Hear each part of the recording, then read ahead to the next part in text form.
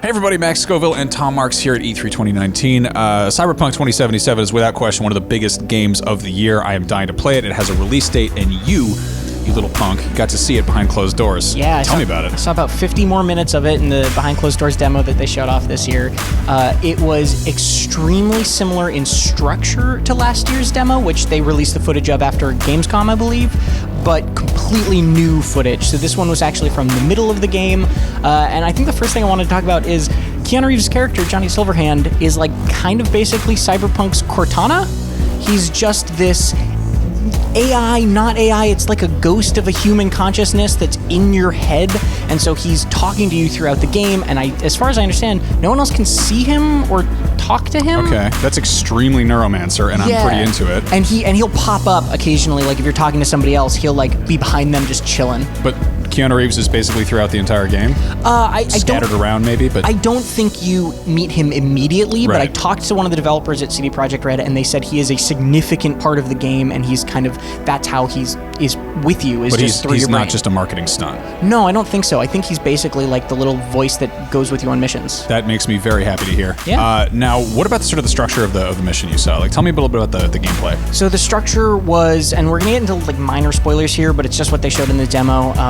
You had to go meet up with a gang called the Voodoo Boys, I believe they were called, and they're basically a group of like hacker netrunners, and you have a chip in your brain that you was put there unwillingly, and you're trying to find out information about it. So you're trying to track down I believe the head of the Voodoo Boys to then tell you about this chip, but to find her, you have to break into this mall facility for them that's taken over by another gang called the Animals, and then you find out that the Animals are actually being fed really good tech from these other people, and the Animals are basically like roid juicers, like they're these crazy hulked out dudes. Ooh. Yeah.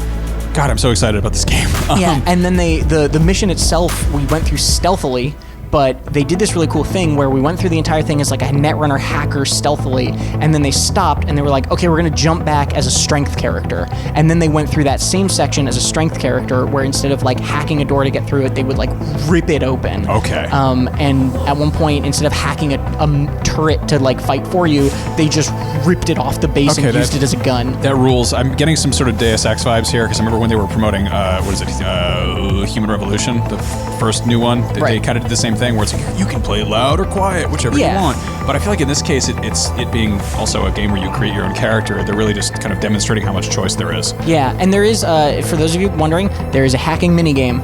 There is a hacking minigame. How does it look?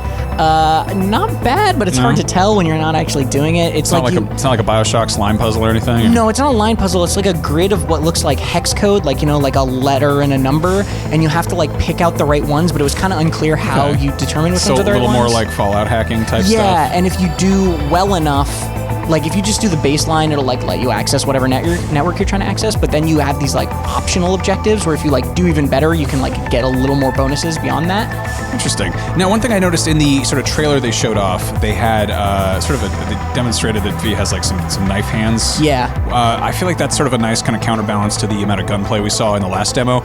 Did they show anything off like that? Was it more an emphasis on melee, maybe for the stealth stuff, or? There was this really cool thing called the mono wire, which was basically like he was holding it kind of like a laser garrote, right?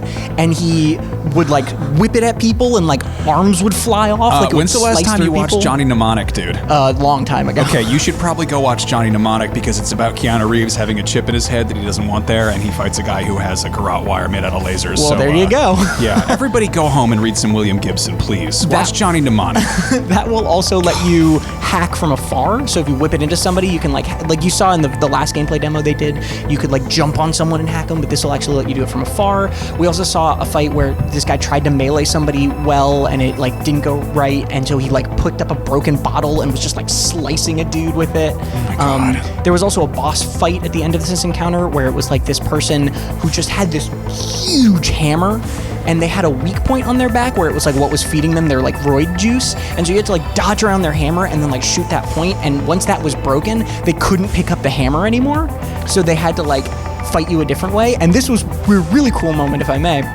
At that point, the person grabbed you and grappled you, and the demo guy was like, so the enemy's hacking you right now, and the person who's helping you on the other end, who's the guy, for the voodoo guy you were trying to like work with, is like defending the hack, and a bar filled up on the top of the screen, and they were like, if that bar fills up and they hack you, you're gonna die. So you have to finish this fight before the hack is done.